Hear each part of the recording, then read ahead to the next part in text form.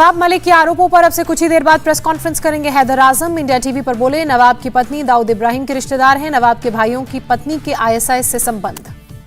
हैदर आजम ने कहा, नवाब मलिक के संबंध अंडरवर्ल्ड से हैं, बांग्लादेशियों को बसाते हैं नवाब और असलम शेख। नवाब मलिक के आरोपों पर मुन्ना यादव का जवाब, कहा नवाब मलिक के आतंकवादियों से संबंध है, मेरे ऊपर लगे आरोप राजनीति से प्रेरित। महाराष्ट्र में शुरू हुई फोटो पॉलिटिक्स, एनसीपी ने बीजेपी नेताओं के साथ रियाज भाटी की तस्वीरें शेयर की। बीजेपी ने रियाज भाटी की कांग्रेस शिवसेना नेताओं के साथ तस्वीर दिखाई, पवार के साथ दिखा रियाज भाटी। आशीष शेलार ने कहा, रियाज भाटी सामने आएगा तो सच सामने आएगा। महाराष्ट्र के मुख्यमंत्री उद्धव के साथ नजर आया दाऊद का करीबी रियाज भाटी, बेटे आदित्य ठाकरे भी रियाज के साथ तस्वीरों में दिखे। नवाब मलिक को बीजेपी का जवाब, आशीष शेलार ने कहा, हाइड्रोजन बम फोड़ने का दावा करने वाले लवंगी भी नहीं लगा पाए, मलिक को अब ऑक्सीजन की जरूरत पड़ेगी। आशीष शेलार ने कहा, बीजेपी सनसनीखेज आरोपों की राजनीति नहीं करती, एनसीपी ने किया रियाज भाटी को भगाने का काम। आशीष शेलार ने कहा, फडणवीस के कार्यकाल में नहीं हुई कोई गड़बड़ी, नवाब मलिक का बिगड़ चुका है मानसिक संतुलन। नवाब मलिक का पूर्व मुख्यमंत्री देवेंद्र फडणवीस पर बड़ा हमला, कहा जाली नोट के रैकेट को फडणवीस सरकार में संरक्षण हासिल था, पूछा जाली नोट के मामले NIA को क्यों नहीं दिए गए। नवाब मलिक का देवेंद्र फडणवीस पर बड़ा आरोप, रियाज भाटी के जरिए फडणवीस ने की उगाही, 14 करोड़ 56 लाख रुपए की जब्ती, जाली नोट को कम कर दिखाया।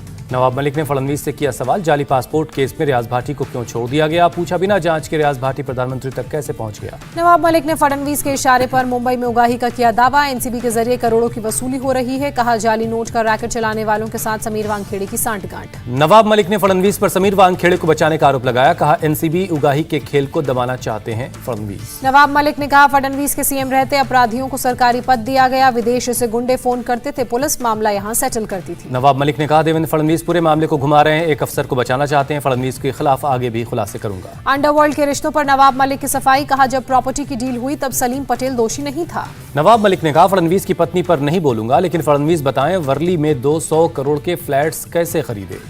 देवेंद्र फडणवीस की पत्नी अमृता फडणवीस का नवाब मलिक पर हमला, कहा उन्हें अपनी जमाई और उनकी काली कमाई को बचाना है। नवाब मलिक के जाली नोट के आरोप पर बोले समीर वानखेड़े, कहा इस बारे में जानकारी DRI देगी, जाली नोट के रैकेट में नवाब मलिक ने वानखेड़े का नाम लिया था। नवाब मलिक के घर के बाहर बढ़ाई गई सुरक्षा, पुलिस की आशंका घर के पास आंदोलन कर सकते हैं।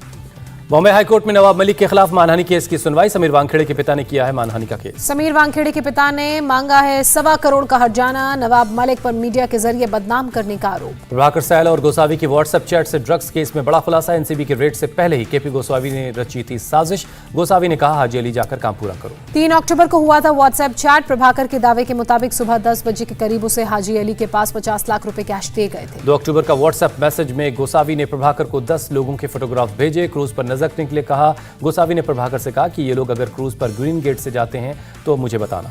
मंगलवार को प्रभाकर ने एनसीबी की विजिलेंस टीम ने उससे 11 घंटे पूछताछ की, वकील का दावा लेन देन के आरोपों पर कायम है प्रभाकर। समीर खान के ड्रग्स केस में एनसीबी की विजिलेंस टीम बिजनेसमैन करण सजनानी से कर रही पूछताछ, SIT के समन भेजने के बाद पहुंचे हैं करण। ड्रग्स केस में नवाब मलिक के दामाद की मुश्किलें बढ़ी, एनसीबी ने मलिक के दामाद समीर खान को भेजा समन। मुंबई के पूर्व पुलिस कमिश्नर परमबीर सिंह की बढ़ सकती है मुश्किलें, परमबीर के खिलाफ गैर जमानती वारंट के लिए कोर्ट में याचिका दर्ज। मुंबई क्राइम ब्रांच ने दर्ज की है याचिका, आज ही कोर्ट क्राइम ब्रांच की याचिका पर सुनवाई करेगा। आज शाम होगी केंद्रीय मंत्रिमंडल की बैठक, उपराष्ट्रपति वेंकैया नायडू और लोकसभा स्पीकर ओम बिरला भी शामिल होंगे। आज महाराष्ट्र सरकार के कैबिनेट मंत्रियों की होगी बैठक, दोपहर 3:30 बजे से आद्री पर होगी मीटिंग।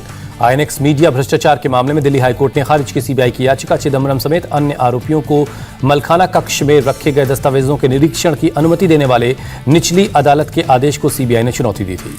आज फिर कांग्रेस की होगी press conference, KC Venugopal, Digvijay Singh और रणदीप सिंह सुरजेवाला करेंगे बीजेपी पर हमला। कानपुर को CM योगी की बड़ी सौगात, मेट्रो के ट्रायल रन को दिखाई हरी झंडी। CM योगी ने किया कानपुर मेट्रो का निरीक्षण, बटन दबाकर की मेट्रो के ट्रायल रन की शुरुआत, अगले 6 हफ्तों में ट्रायल रन पूरा होगा। कानपुर मेट्रो के ट्रायल रन की शुरुआत पर बोले CM योगी, 1-1.5 महीने में शुरू होगी मेट्रो, 5 शहरों में मेट्रो सेवा होने वाला पहला राज्य बनेगा यूपी। कानपुर में बढ़ते जीका वायरस के मामलों को लेकर एक्शन में CM योगी, संक्रमण वाले इलाकों का जायजा लिया, प्रभावित परिवारों से बात की। आज मथुरा भी जाएंगे CM योगी, श्री कृष्ण जन्मभूमि मंदिर में करेंगे दर्शन, ब्रिजराज उत्सव और हुनर हाट का उद्घाटन करेंगे। CM योगी के मथुरा दौरे से पहले प्रियंका गांधी का हमला, कहा गौशालाओं की दुर्दशा के बारे में कुछ करें CM, दुर्दशा के बावजूद हाथ पर हाथ धरे बैठी है सरकार।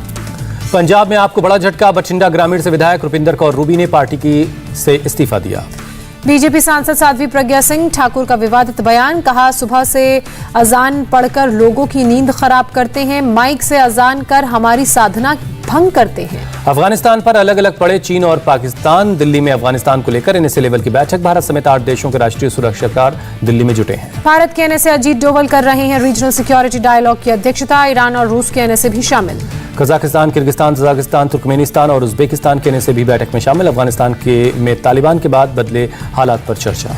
सम्मेलन में आतंकवाद, कट्टरता और ड्रग्स तस्करी रोकने पर भी चर्चा। सम्मेलन में पाकिस्तान नहीं हुआ शामिल। अफगानिस्तान पर उज्बेकिस्तान का बयान। अफगानिस्तान और आसपास शांति बहाल करने के लिए सामूहिक समाधान खोजने की जरूरत है। रक्षा मंत्री राजनाथ सिंह ने भारतीय वायुसेना कमांडर्स कॉन्फ्रेंस में हिस्सा लिया। सीडीएस जनरल बिपिन रावत भी रहे मौजूद। मुश्किल हालात में ऊंचाई पर ट्रेनिंग कर रहे सूर्य कमांड के जवान लेफ्टिनेंट जनरल वाई डिमरी ने की जवानों की ट्रेनिंग और तैयारियों की समीक्षा। नेवी सूचना लीक मामले में कार्रवाई के लिए सीबीआई ने केंद्र से मांगी मंजूरी। एजेंसी ने 2 नवंबर को 2 आरोप पत्र किए थे दाखिल। कल से 4 दिनों के दौरे पर महाराष्ट्र के औरंगाबाद जाएंगे आरएसएस चीफ मोहन भागवत। संगठन की अलग अलग इकाइयों के सदस्यों के साथ करेंगे बैठक। राजस्थान के भरतपुर की सांसद रंजीता कोहली के घर पर फायरिंग। बदमाशों ने फोटो पर चिपकाया जिंदा कारतूस। जान से मारने की दी धमकी। सीएम गहलोत ने रंजीता कोहली से बात कर उजाला उनका हालचाल। अधिकारियों को कड़ा एक्शन लेने के लिए कहा। जांच के लिए जयपुर से भरतपुर जाएगी एसओजी की टीम। भोपाल के कमला नेहरू अस्पताल में आग लगने की घटना को लेकर सीएम शिवराज सिंह चौहान ने मीटिंग की। मंत्रियों और स्वास्थ्य विभाग के अधिकारियों के साथ बैठक की। शिवराज सरकार ने दिए दोषियों के खिलाफ कड़ी कार्रवाई के आदेश। भोपाल में शुरू किया गया बाल चिकित्सा वार्ड। 72 बच्चे दाखिल हैं। त्रिपुरा में बीजेपी का जादू कायम। नगर निकाय चुनाव में 334 में से 112 सीटें निर्विरोध जीती। नेपाल के सेना प्रमुख जनरल प्रभुराम शर्मा को दी भारतीय सेना के जनरल की मानद रैंक। राष्ट्रपति कोविंद ने किया सम्मानित। कई महीने बाद एक बार फिर इंडिया नेपाल बस सेवा की शुरुआत हुई। पश्चिम बंगाल के सिलीगुड़ी से रवाना हुई बस सेवा बहाल होने से लोगों में खुशी की लहर। यात्रियों ने बांटी मिठाइयां। एनडीआरएफ के डीजी बने अतुल करवाल। 1988 बैच के आईपीएस अधिकारी अतुल करवाल। शीलवर्धन सिंह को बनाया गया सीआईएसएफ चीफ। पद्म पुरस्कार लेते हुए मंजम्मा जोगाठी के अंदाज ने जीता सबका दिल। राष्ट्रपति कोविंद की उतारी नजर। तालियों से गूंज उठा राष्ट्रपति भवन। सोनीपत में किसान आंदोलन में शामिल एक पंजाब के किसान का लटका मिला शव। लोगों ने मृतक को मानसिक रूप से परेशान बताया। राजस्थान के बाड़मेर में भीषण सड़क हादसा। बस और डंपर की टक्कर में 5 लोगों की जान गई, कई लोग जख्मी हैं। हादसे के बाद पास में काम कर रहे मजदूरों ने कई लोगों की जान बचाई। चश्मदीदों का दावा। हादसे के करीब 1 घंटे बाद भी पुलिस नहीं पहुंची। सीएम गहलोत ने डीएम को मदद पहुंचाने के निर्देश दिए। पीएम मोदी ने बाड़मेर हादसे में मरने वालों के परिवार वालों के लिए मुआवजे का ऐलान किया। मृतकों के परिजनों को मिलेगा 2-2 लाख का मुआवजा। घायलों को मिलेंगे 50-50 हजार रुपए। छठ पूजा के तीसरे दिन आज डूबते सूर्य को दिया जाएगा अर्घ। बिहार, यूपी समेत देश के कई हिस्सों में नदी और घाट तैयार। राष्ट्रपति ने देशवासियों को छठ की बधाई दी। कहा, यह त्योहार सूर्य देव और प्रकृति के साथ हमारे रिश्तों की अनूठी अभिव्यक्ति को दिखाता है। पीएम मोदी ने सूर्योपासना के महापर्व छठ की ढेरों शुभकामनाएं दी। वीडियो पोस्ट कर लिखा, छठी मैया हर किसी को उत्तम स्वास्थ्य और सुख सौभाग्य प्रदान करे। दिल्ली में छठ पूजा पर सियासत भी तेज है। दिल्ली के आईटीओ यमुना घाट पर पहुंचे बीजेपी सांसद प्रवेश वर्मा। दिल्ली में छठ पूजा के लिए मनाही। बैरिकेड्स तोड़कर घाट के अंदर पहुंचे प्रवेश वर्मा। प्रवेश वर्मा ने लोगों से घाट पर आने की अपील की। कहा, हम घाटों को खुलवाएंगे, आप आराम से आकर पूजा करें। कालिंदी कुंज घाट पर छठ पूजा करने आए लोग। दिल्ली पुलिस ने भीड़ को हटाया। दिल्ली में घाटों पर पूजा करने की इजाजत नहीं। नोएडा में सजे छठ के घाट। आज डूबते सूर्य को दिया जाएगा पहला अर्घ। कई जगह बनाया गया कृत्रिम तालाब। छठ पूजा के लिए तैयार लखनऊ का गोमती घाट। शाम को डूबते सूर्य को अर्घ देंगी महिलाएं। यमुना नदी से जहरीले झाग हटाने का काम जारी है। दिल्ली सरकार ने 15 नाव को तैनात किया है। यमुना नदी से झाग हटाने के लिए दिल्ली प्रदूषण कंट्रोल कमेटी ने मोर्चा संभाला। झाग में करवाया गया पानी का छिड़काव। यमुना नदी में जहरीले झाग को घाट पर आने से रोकने की कोशिशें तेज हुई। कालिंदी कुंज में लगाए गए बैरिकेड्स। जल शक्ति मंत्री गजेंद्र सिंह शेखावत ने यमुना की गंदगी के लिए दिल्ली सरकार को बताया जिम्मेदार। झूठ बोलने का आरोप लगाया। पटना के संपतचक में आरजेडी विधायक ने छठ पूजा के पंडाल में तेजस्वी यादव की मूर्ति लगाई है। तेजस्वी यादव को छठ का अर्घ देते हुए दिखाया गया है। पूजा पंडाल में आरजेडी विधायक मुकेश रोशन ने भगवान भास्कर की पूजा की। तेजस्वी यादव की मूर्ति को माला पहनाते नजर आए।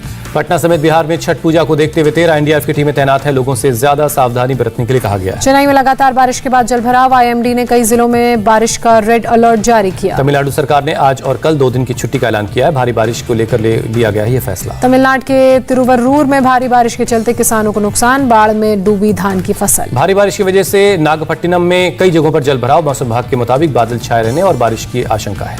तमिलनाडु के सीएम स्टालिन ने लिया डिजास्टर मैनेजमेंट की तैयारियों का जायजा। अधिकारियों के साथ बैठक भी की। पुडुचेरी में कई जगहों पर जलभराव। एडीजीपी आनंद कुमार ने किया रेनबो नगर का दौरा। 96 देशों ने कोविशील्ड और कोवैक्सीन को दी मान्यता। भारतीय वैक्सीन सर्टिफिकेट की मान्यता पर सहमति जताई। देश में कोरोना के 11,466 नए केस मिले। 24 घंटे में 460 लोगों की जान गई। दिवाली में पटाखा फोड़ने से मना करने पर एक शख्स ने कार में लगाई आग। सीसीटीवी में कैद हुई तस्वीर। अपनी पहचान छिपाने के लिए मुंह पर टॉवेल लपेट कर आया था शख्स। रात के अंधेरे में पेट्रोल छिड़ककर कार में लगा दी थी आग। राजस्थान के बीकानेर में रीट परीक्षा के दौरान नकल करने वाले गैंग का पर्दाफाश। अब तक 11 लोग गिरफ्तार, कई डिवाइस बरामद। अमेरिका के बोस्टन में शूटिंग में 3 पुलिस अधिकारियों को लगी गोली। फायरिंग में संदिग्ध की मौत। चिली के निचले सदन में राष्ट्रपति के खिलाफ महाभियोग पारित। राष्ट्रपति पर सत्ता में रहते अपने परिवार को फायदा पहुंचाने का आरोप। पाकिस्तान की भारत से करतारपुर कॉरिडोर खोलने की गुजारिश। गुरु नानक देव के जन्मदिन समारोह पर श्रद्धालुओं को परमिशन देने के लिए कहा। 9 नवंबर 2019 को पाकिस्तानी पीएम इमरान खान ने गुरु नानक देव की 550वीं बर्थ एनिवर्सरी पर किया था करतारपुर कॉरिडोर का उद्घाटन। T20 वर्ल्ड कप का पहला सेमीफाइनल आज इंग्लैंड और न्यूजीलैंड के बीच शाम 7:30 बजे शुरू होगा मैच। भारत न्यूजीलैंड T20 के लिए भारतीय टीम का ऐलान हुआ। विराट कोहली को आराम दिया गया, रोहित शर्मा को टीम की कमान। भारत और न्यूजीलैंड के बीच 3 T20 और 2 टेस्ट मैच की सीरीज खेली जाएगी। 17 नवंबर को होगा पहला T20 मुकाबला। इंडिया टीवी हर वक्त हर जगह डाउनलोड करने के लिए सर्च करें India TV news Google play store या ऐप स्टोर पर।